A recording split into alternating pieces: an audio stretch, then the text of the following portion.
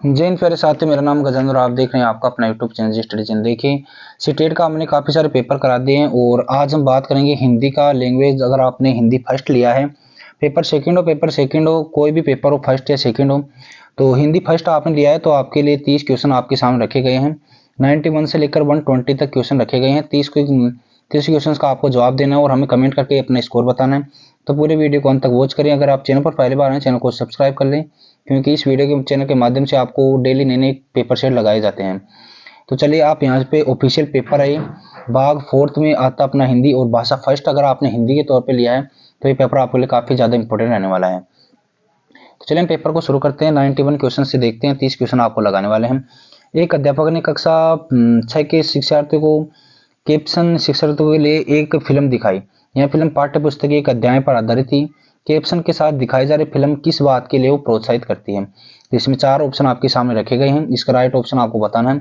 तो right option इसका होने वाला है, ये अपनी श्रवण युक्तियों को प्रभावित करती है, सक्रिय रूप से देखने और विद्यार्थियों को भाषा की प्रामाणिक सामग्री का प्रयोग करने के लिए प्रोत्साहन देती है। ये अपना राइट ऑप्शन हो जाएगा। चलिए हम नेक्स्ट क्वेश्चन पे हम चर्चा करते हैं। निम्न कथनों को आपको पढ़ना है और सही विकल्प का चयन करना। अभिकथन दे रखा है, अपने प्रारंभिक बाल्यावस्था में एक बच्चा संज्ञा की अपेक्षा क्रियाओं का अधिक प्रयोग करता है और व्याकरण नियमों की अनदेखी करता है। उनकी शब्द संपदा बहुत सीमित है, इसका तर्क दे रखा है। तो इसको आपको राइट ऑप्शन बताना है। ए और आर दोनों सही है, लेकिन जो इसका तर्क आपको दे रखा है वो बिल्कुल एक की व्याख्या वो नहीं करता, तो ये गलत हो जाएगा। चलिए हम क्वेश्चन नंबर नेक्स्ट क्वेश्चन पे हम बात करते हैं। 93 क्वेश्चन देखते हैं। एक बालिका अपनी भाषा कक्षा का अनुभव माँ के साथ साझा करती है और कहती है, कभी कभी हम अपनी आंखें बंद कर लेते हैं और हमें अध्यापिका अपने बस्ते में से कोई वस्तु निकालने के लिए कहते हैं, फिर हमें उस वस्तु के बारे में बताना होता है। यह सीखने का बहुत ही अच्छा तरीका है।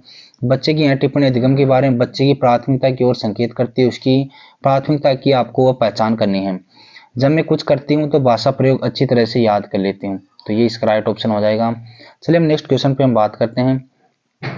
शिक्षार्थी क्या करती है, उस उदाहरण को पढ़े और उदाहरण से मेल खाते हुए युक्ति का वो चयन कीजिए।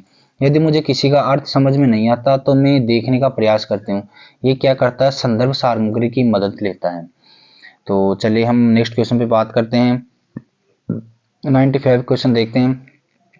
नैदानिक परीक्षणों का प्रयोग किसके आकलन के लिए किया जाता है? पाठ्य पुस्तक के मुख्य बिंदुओं के लिए, शिक्षार्थियों को अपनी भाषा के लिए, शिक्षार्थी की भाषा के मजबूत और कमजोर बिंदुओं को दर्शाने के लिए इसका उपयोग किया जाता है। 96 क्वेश्चन नंबर है अपने। निपुणता परीक्षण सदैव किसका आकलन करते हैं?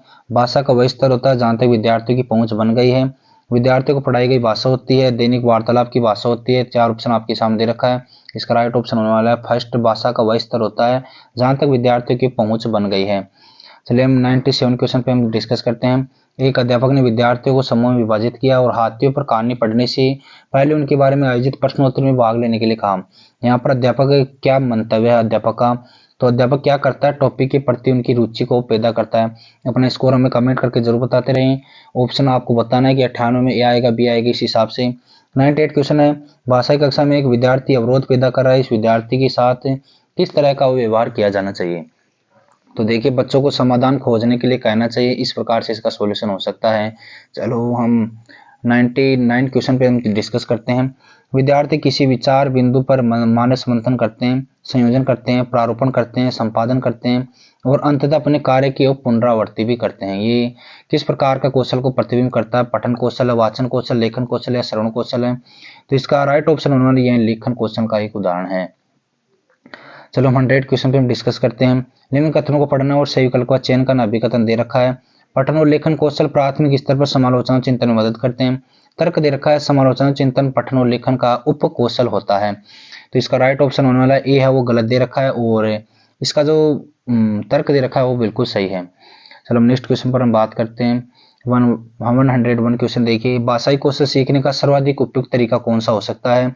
4 ऑप्शन आपके सामने दे रखे हैं, तो इसका थर्ड ऑप्शन राइट ऑप्शन होने वाला है। समायोजित युक्तियों के माध्यम से आप भाषा कौशल को सीख सकते हैं। चलिए 102 नंबर का क्वेश्चन देख लेते हैं हम। विद्यार्थियों ने वर्णनात्मक कौशल का प्रयोग करना सीखा है या नहीं? इस बात का आकलन करने के लिए अध्यापक को विद्यार्थियों को क्या करने के लिए कहना चाहिए? एक ऐसी घटना करो जब उन्हें बहुत अचंभा हुआ हो, तो इस प्रकार से इसका आकलन वो कर सकते हैं।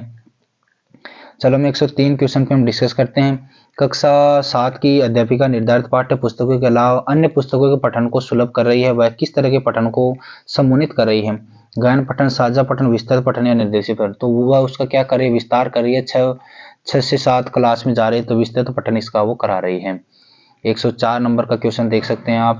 प्रधान अध्यापिका ने भाषा अध्यापक के नई सत्र के लिए पाठ्य पुस्तकों तथा अन्य संसाधनों का चयन करने के लिए कहा।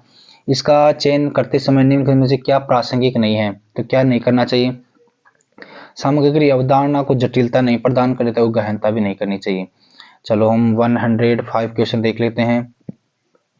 अध्यापक ने शिक्षार्थियों द्वारा भाषा सामग्री के प्रयोग का निरीक्षण करने के लिए मानदंड निर्धारित किए। सामग्री के प्रयोग का निरीक्षण करने के लिए कौन सा मानदंड सर्वाधिक रूप से महत्वपूर्ण और सहायक होता है। चार क्वेश्चन आपके सामने दे रखे हैं, तो चारों ऑप्शन में से राइट ऑप्शन हमारा इसका उपयोग, दोहराव और इसकी अभिव्यक्ति इसका राइट ऑप्शन हो जाएगा।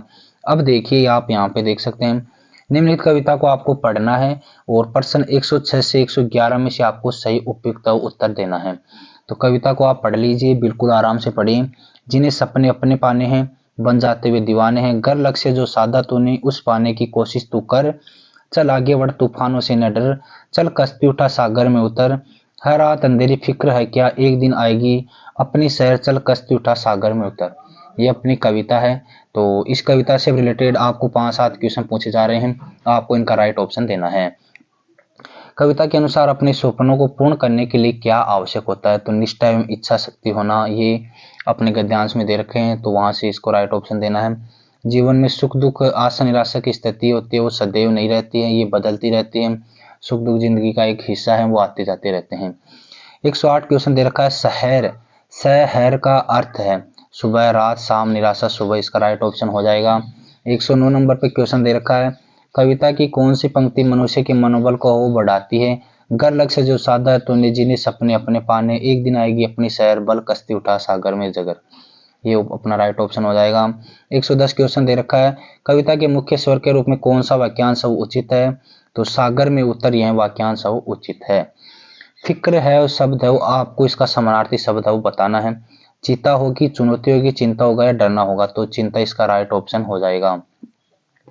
चलो हम 112 क्वेश्चन पे आप देख लीजिए। यहाँ पे आपको अब आपको गद्यांश दे रखा, पहले पद्यांश आया था, तो 112 से 120 तक जितने भी क्वेश्चन है वो आपको गद्यांश से लेके बताने हैं। तो गद्यांश को चलिए हम पढ़ना शुरू करते हैं। गद्यांश ज्यादा बड़ा नहीं दे रखा है। कहते हैं मनुष्य ने 900 से 10,000 साल पहले बौद्धिक दृष्टिकोण की खोज की थी, वह भक्ति मार्ग था और आज के दौर में लोग सबसे बुद्धिमान थे। मैंने पहले ही कहा था आध्यात्मिक दुनिया का महत्व बहुत ज्यादा है, फिर भी सापेक्ष दुनिया पूरी तरह से महत्वहीन है। जब सुदूर अतीत में मनुष्य ने महसूस किया कि कर्म योग और ज्ञान योग उन्हें सच्ची प्रगति प्राप्त करने में मदद नहीं करेंगे, तो उन्होंने तुरंत भक्ति योग को अपना लिया। उन्होंने अनुभव किया कि भक्ति उनके लिए एकमात्र मार्ग है। मनुष्य आज अपने विकसित कर्म और ज्ञान योग के कारण ही आगे बढ़ गया। इस प्रकार अपने पूर्वजों की तुलना में वह भक्ति के मार्ग पर चलने की आवश्यकता को अधिक तेजी से वो फील कर रहा है। यह कर्म और ज्ञान का उज्जवल पक्ष है, यानी ये दोनों योग भक्ति मार्ग को और मजबूत करेंगे। सबसे पहले तो आपको देखिए गद्यांश ने आपको पढ़ लिया, अब आपको गद्यांश को पढ़ के समझना है, रटना नहीं है, और आपको पूरे क्वेश्चन आपके बन जाएंगे। तो ब्लैंक दे रखा एवं योग भक्ति का मार्ग वो सशक्त करेंगे, तो कर्म योग और ज्ञान योग इसका राइट ऑप्शन हो जाएगा। 115 नंबर पर क्वेश्चन दे रखा है। गद्यांश के आधार पर कहा जा सकता है कि मानव जीवन में क्या महत्व सर्वाधिक है, तो आध्यात्मिकता का महत्व सर्वाधिक माना जाता है। मानव जीवन के लिए एकमात्र मार्ग कौन सा है, भक्ति का है, ज्ञान का है, राज का या कर्म का है, तो भक्ति का मार्ग वो एकमात्र मार्ग है।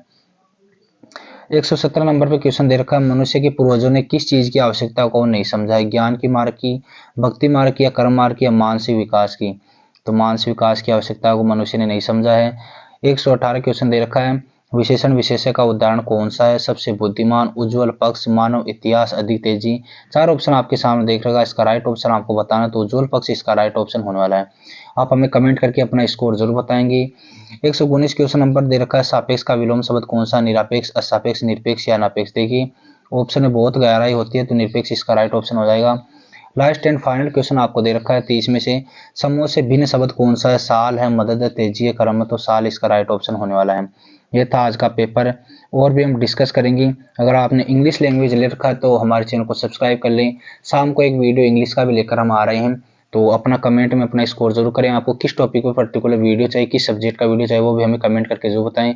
लेकिन यार अब चैनल पर आते हो लाइक वाइक कर दिया करो यार, किसी का सपोर्ट करने से बढ़िया ही है। वो भी मोटिवेट रहे।